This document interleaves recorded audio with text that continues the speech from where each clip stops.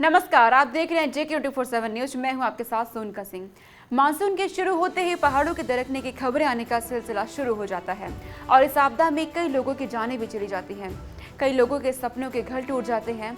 आपके मन में सवाल जरूर उठता होगा कि पहाड़ी इलाके हिमाचल प्रदेश या उत्तराखंड में इतनी ज़्यादा भूस्खलन, फ्लैश फ्लड और पहाड़ों के दरकने की और गिरने की घटनाएं क्यों होती हैं? इसके पीछे क्या वजह है? क्या इंसानी गतिविधियों की वजह से ऐसा हो रहा है? क्योंकि साल 2014 से 2020 तक देश भर में भूस्खलन और पहाड़ों के गिरने की करीब 3656 बड़ी घटनाएं हुई हैं।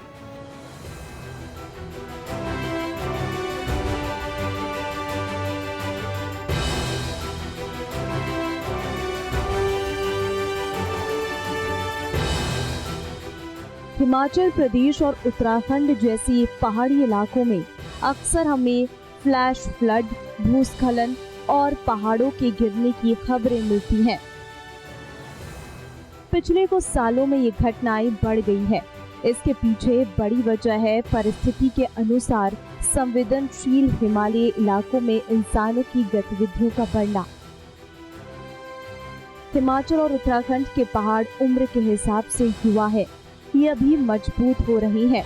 ऐसे में इन पर हो रहे विकास कार्यों की वजह से दरारें पड़ती हैं, टूट फूट होती है, जिससे पहाड़ों का भार संतुलन बिगड़ता है। बारिश के मौसम में या फिर बारिश के बाद इनकी नींव कमजोर हो जाती है और टूटकर गिरने लगती है। पहाड़ों के दरकने की वजह पहाड़ों पर हो रही अंधाधुंध कटिंग, निर्माण कार्यों के लिए होते तेज विस्फोट,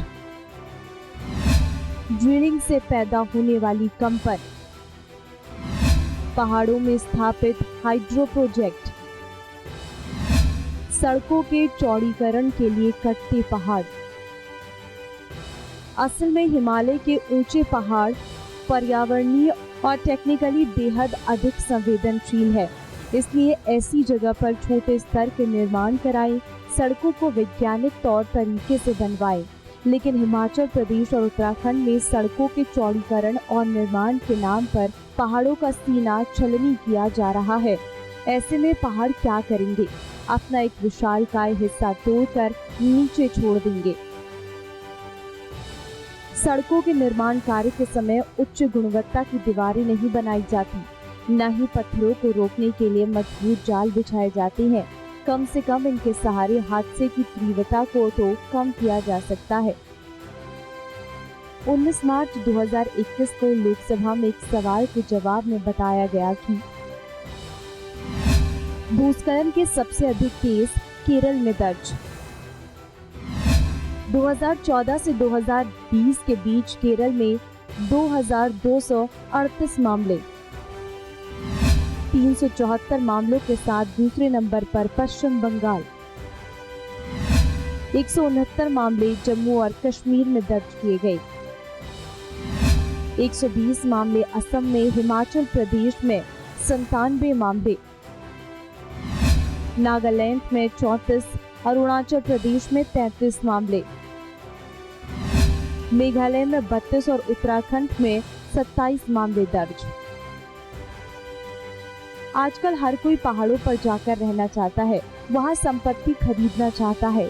पहाड़ों पर तेजी से शहर विकसित हो रही हैं। अधिकतर शहरीकरण की फिराक में पहाड़ों की हालत खस्ता हो रही है।